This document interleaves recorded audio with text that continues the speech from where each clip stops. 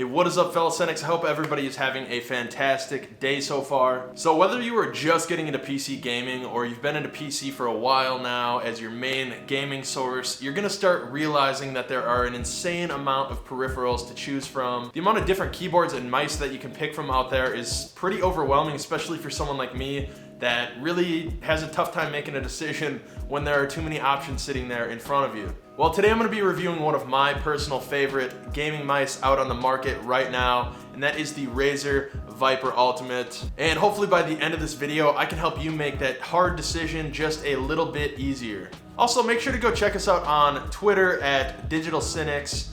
And hey, maybe subscribe to the channel if you like this content and you want to see more like it in the future. So this is the Razer Viper Ultimate. You can pick it up in several colors. So the black one that I have here, you can pick it up in white. There's a pink version, and there is even this cool Cyberpunk 2077 edition that you can pick up. Although just be aware, guys, a lot of people are saying that that one was released too early and that there is a lot of bugs and glitches going on with it right now. It's alright, guys, I'm only joking. If you want to get the Cyberpunk 2077 edition, it's perfectly fine, and I actually think it looks pretty cool. This mouse is going to set you back about $150 if you go directly through Razer, or $160 for the Cyberpunk version. Although you can pick this up for around $130 on sale a lot of places, so I picked mine up for $130 at Best Buy. And I'd imagine any other similar retailer to Best Buy is also gonna carry it, probably for around that $130 price range. So besides the mouse in the box, you're actually also going to get this really nifty charging dock for it, so there is no need to plug it in, which I thought was kind of a nice bonus. Now, they do claim that you're gonna get about 70 hours of battery life with the Razer Ultimate in between charges.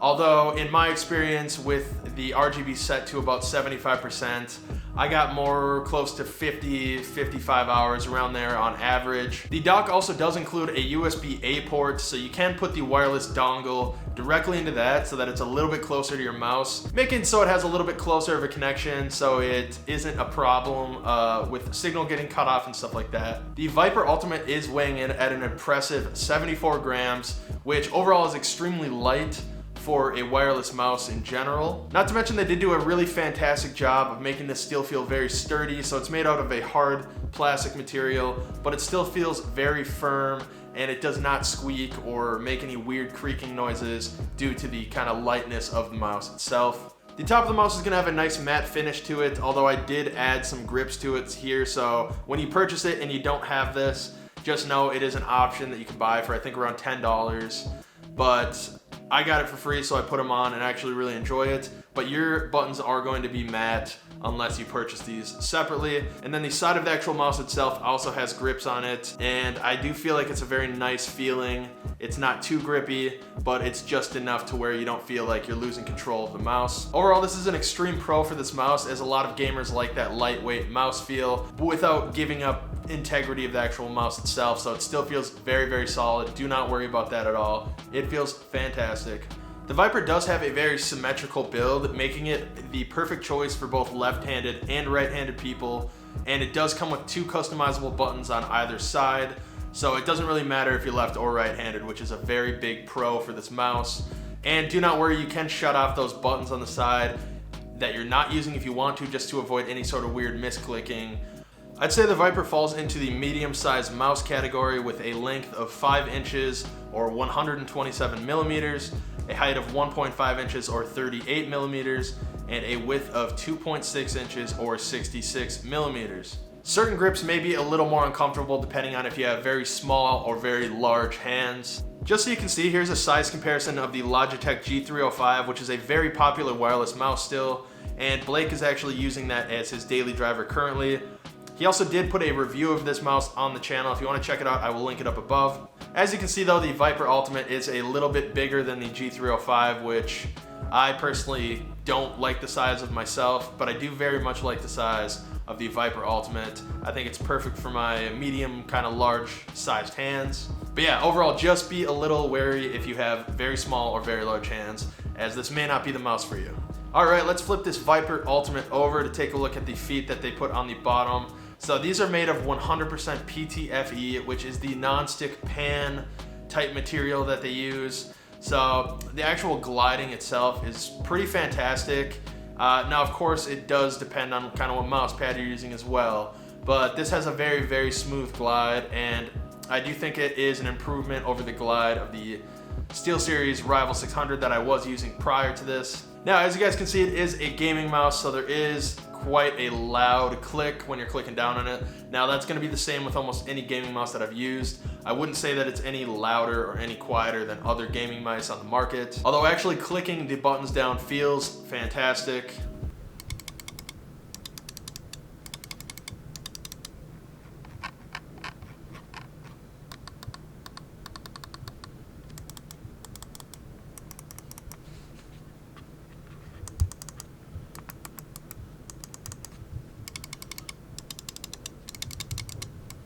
Next up, we are going over what truly makes the Viper Ultimate stand out from other gaming mice on the market currently, and that is its impressive performance. The Viper Ultimate does use Razer's hyperspeed wireless technology that they do claim to be 25% faster than any other wireless mouse technology on the market to date. Now, take that as you will, as this mouse did come out in late 2019, but they are still claiming that it is 25% faster than anything else on the market. I personally have never used a wireless mouse before to game with, as you hear these complaints of latency issues or just delays in general while using wireless products, and that's kind of a no-go when you're playing multiplayer games, especially first-person shooters like myself. But the Viper Ultimate is absolutely fantastic. I've not felt any sort of latency issue or delay in general, and I actually can't even tell that I'm using a wireless mouse. This mouse does feel wired, which is why a lot of people are still using this in tournaments currently. And I have used this mouse for hours and hours at this point, and like I said, no issue whatsoever. All right, let's talk about the sensor on this bad boy. The Viper Ultimate goes up to a 20,000 DPI with a 99.6% resolution accuracy, which, to break it down for you guys, basically means even the slightest of movements with this mouse are tracked with high precision and consistency, making this a really excellent choice for FPS gamers out there where headshots are everything. Also, the liftoff of this mouse has been pretty good for me as well. I haven't had any problems with it. Although I did just come from using the SteelSeries Rival 600, like I said, which had a dual sensor built in specifically for liftoff. So it's not quite as good as the SteelSeries Rival 600 for liftoff purposes, I'd say, but overall it hasn't been an issue for me, or at least a major issue. Now, personally to me, I think the most important thing that makes this so much quicker than a lot of wireless gaming mice out there, or just gaming mice in general, is the Razer trademarked optical switches. So these mouse optical switches are actually a huge factor in why this mouse feels like it is wired and why there's such little delay. So basically on a regular mouse, when you click the left or right optical switches, it's not going to register until you click it all the way down, where the Razer optical switches are going to use an infrared laser to basically trigger that you're pressing the button down, so you don't even need to make it all the way down before it registers that you are clicking the button. This actually leads this mouse to have an impressive 0.2 millisecond response time, and since it no longer requires that physical contact, it almost entirely eliminates any sort of bounce back delay, which would otherwise cause accidental misclicks. You can also download the Razer Synapse to control the custom DPI settings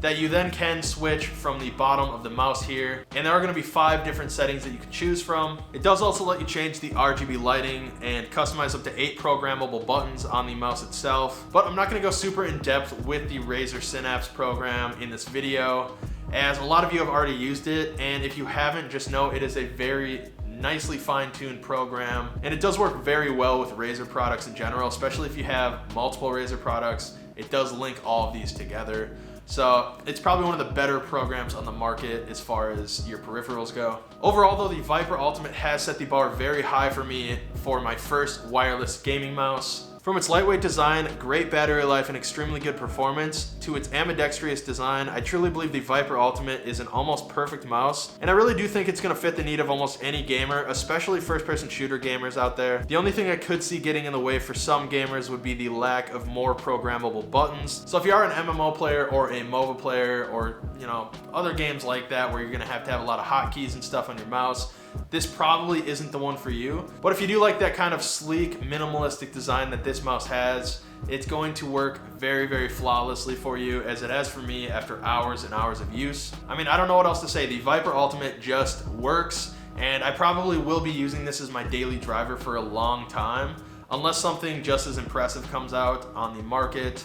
I know a lot of the bigger YouTubers and gamers out there are still maining this mouse as well, and that's pretty good for how many mice have come out since the launch of this in late 2019. But that is gonna wrap up my review, and I hope this helped a few of you guys out there make a decision on what mouse to pick up. And as I mentioned earlier, make sure to go check out our Twitter and other social media, which we always link down below in the description, because it is a fantastic and fun way for us to connect with the viewers and the audience out there. And remember guys, if you want to see future content on tech, games, movies, to literally anything nerdy in between, make sure to subscribe to Digital Cynics. Peace.